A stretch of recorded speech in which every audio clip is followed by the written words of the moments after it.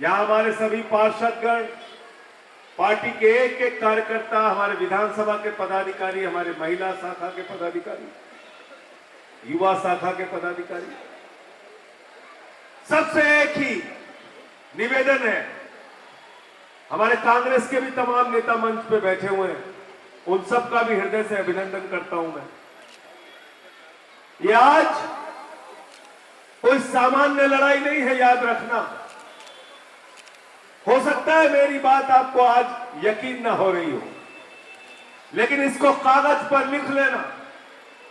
ये डेमोक्रेसी जो हमको मिली, ये लोकतंत्र हमको जो मिला, ये बाबा साहेब का संविधान जो हमको मिला, इसके लिए हमारे वीरों ने अपने प्राणों की आहुति दी थी, तब ये संविधान मिला, तब ये लोकतंत्र मिला। इसलिए मैं आपसे निवेदन और विनती करना चाहता हूं, आपसे हाथ जोड़कर प्रार्थना करना चाहता हूं, ये चुनाव की ताकत हमारे शहीदों के बलिदान की वजह से मिली है। अगर गलती से बीजेपी और मोदी जीत गए तो ये अंतिम चुनाव होगा, इसके बाद चुनाव पर देश के अंदर चुनाव नहीं होगा।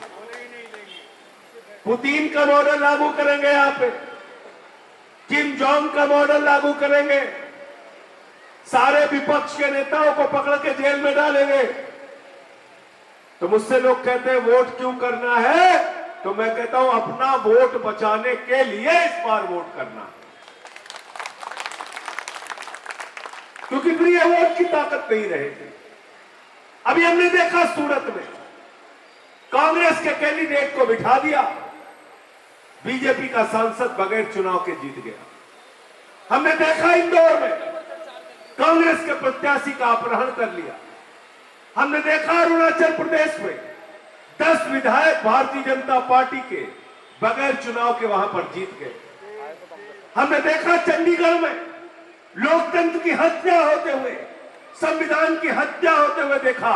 इंडिया गठबंधन का कैंडिडेट जीता था, फर्जीवाड़ा करके वहां पर बीजेपी का चेयरमैन, वहां मेयर जिता दिया गया। ये तो धन्यवाद दूंगा सुप्रीम कोर्ट का कि सुप्रीम कोर्ट ने कहा लोकतंत्र की हत्या नहीं होने देंगे, मेयर आम आदमी पार्टी का जीता।